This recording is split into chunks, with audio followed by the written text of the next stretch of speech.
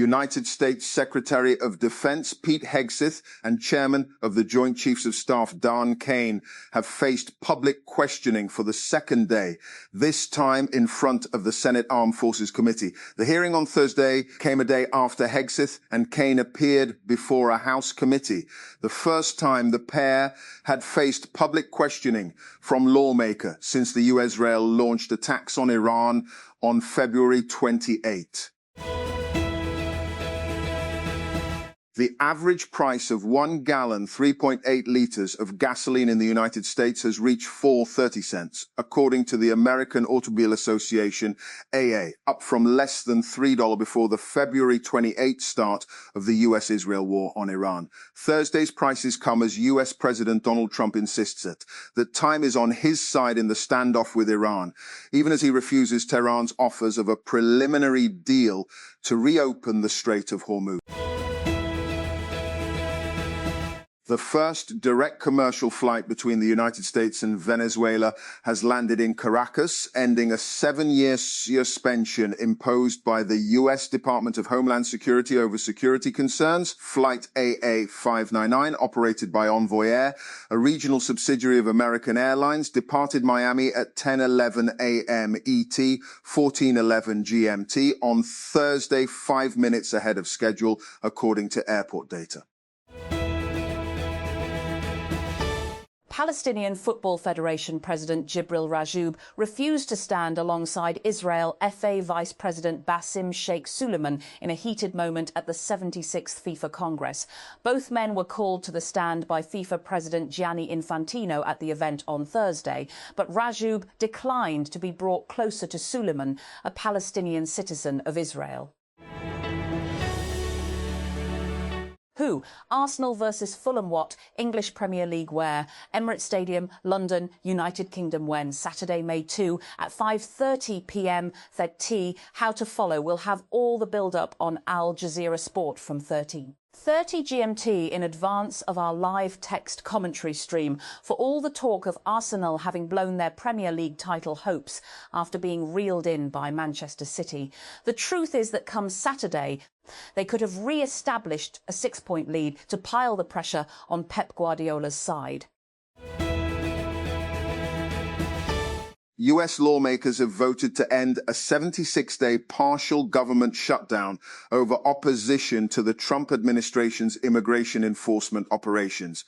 Members of the U.S. House of Representatives approved a Senate-passed bill to fund the Department of Homeland Security, DHS, sending it to President Donald Trump for signature on Thursday. Prosecutors in California have filed a criminal charge against Britney Spears over her arrest last month for allegedly driving under the influence. The pop star is facing 1 misdemeanor count of driving under the influence of any alcohol and drug. She was arrested on the 4th of March on a Southern California highway after driving her BMW erratically at a high rate of speed, authorities said. Belgium's government has said it is planning to buy its nuclear reactors from French power giant Engie in order to secure the country's energy supplies. Prime Minister Bart de Wever said the deal would involve a full takeover of the nuclear fleet, including Belgium's 7 aging nuclear reactors. A Ugandan court has sentenced a man to death for killing 4 children at a nursery school in the capital, Kampala, earlier this month. Christopher Okello Onyem was found guilty of fatally stabbing the children, aged between 1 and 3 years old, on April 2. And President Donald Trump has signed into law a bill to resume funding for the Department of Homeland Security, DHS. After the United States House of Representatives has passed the Senate-approved proposal, the adoption of the bill, which did not include Immigration and Customs Enforcement, ICE, or Customs and Border Protection, CBP, by a voice vote on Thursday, ended an 11-week partial government shutdown. Reporters Without Borders, known by its French acronym RSF, has condemned Israel for kidnapping 3 journalists on board the Gaza-bound Global Sumud flotilla, which Israel intercepted while it was travelling in international waters. In a post on social media Thursday, RSF said it condemns the kidnapping in international waters by the Israeli army of French correspondent Hafed Mriba and Turkish cameraman Mahmout Yavuz, who both work for Al Jazeera, and journalist Alex Colston, who works for US media outlet Zati. US President Donald Trump has told reporters that I'm okay with Iran playing in the upcoming Football World Cup, which will be held in North America in June and July. The comments come after FIFA President Gianni Infantino on Thursday said Iran would be present at the tournament and would play in the US. And Nvidia has laid a new brick in its AI empire. In ventures, its corporate VC fund has backed Legora, reportedly its first legal AI investment, leveraging AI to help lawyers streamline their work. The Swedish-born legal tech startup is competing with US player. FIFA President Gianni Infantino has insisted Iran will play World Cup matches in the United States, despite the football governing body's Congress opening without the country's delegation, its absence highlighting tensions and challenges surrounding the tournament. Iran's absence deprived Thursday's Congress of direct representation from a country whose presence at the 2026 World Cup is already shaping behind-the-scenes discussions. And the issue is particularly acute given the tournament's cross-border nature. Mexican President Claudia Sheinbaum has cast doubt on accusations by the United States that Sinaloa Governor Ruben Rocha collaborated with the Sinaloa drug cartel after U.S. prosecutors charged him with having ties to organized crime. My position on these events is as follows: truth, justice, and the defense of sovereignty, Sheinbaum said on Thursday. She added that the U.S. claims lack credibility unless they are backed by actual evidence. And United States President Donald Trump has said Tennessee will redraw its electoral map following a US Supreme Court ruling that gutted a key provision of the landmark US Voting Rights Act. While the Supreme Court's ruling on Louisiana's electoral map has wide-ranging implications across the country, it also has implications for the broader electoral landscape. After Sam Altman trash-talked Anthropic for gatekeeping its cybersecurity tool Mythos by only releasing it to select users, he confirmed that OpenAI would be doing the same with its competing tool. Cybert said in a post on X on Thursday that OpenAI will begin rolling out GPT 5.5 Cyber to critical cyber defenders in the next few days. OpenAI has an application about their credentials and planned use in order to go access. Planned use. And security researchers are sounding the alarm on a newly discovered vulnerability in the widely used web server management software cPanel and web host manager WHM. The bug allows hackers to hijack and take full control of the servers running the affected software, which is thought to be used by tens of millions of website owners around the world.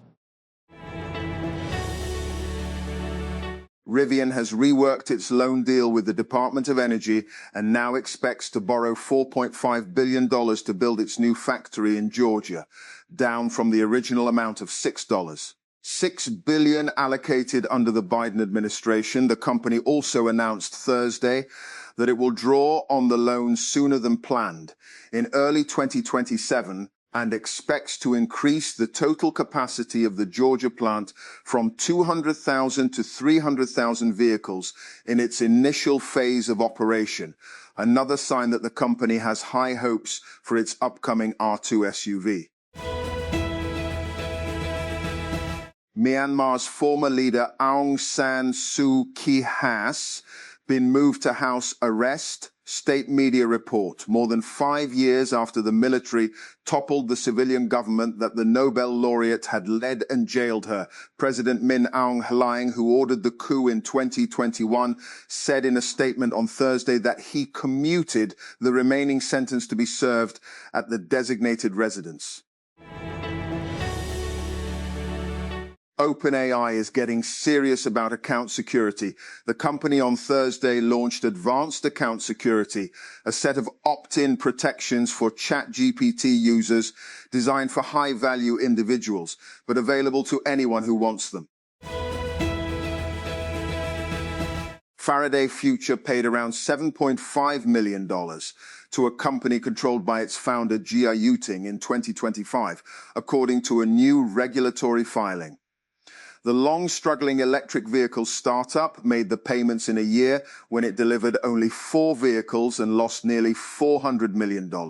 The company has pivoted to selling cheaper vans and robots imported from China. The federal government on Thursday approved another big increase in diesel and petrol prices for the next 8 days. The Prime Minister has sanctioned an increase of Rs. 19.39 per litre in the price of diesel and 6.51 per litre for petrol. Following the approval, the price of diesel will now be Rs. 399.58 per litre and petrol 399.86 per litre. And the government raised on Thursday the price of petrol by Rs 6.51 per litre and that of high-teen 0.39. Following the increase, the price of petrol stands at 399.86 per litre and HSDs at 399.58. A bomb that killed a soldier in a remote Russian town was likely targeting a notorious Russian commander known as the Butcher of Bucha. Russian and Ukrainian media and military bloggers said.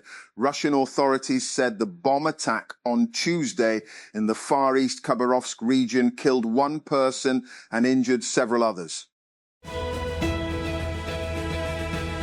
And explosions rocked Mali's capital on April 25 as rebels carried out coordinated attacks across the country.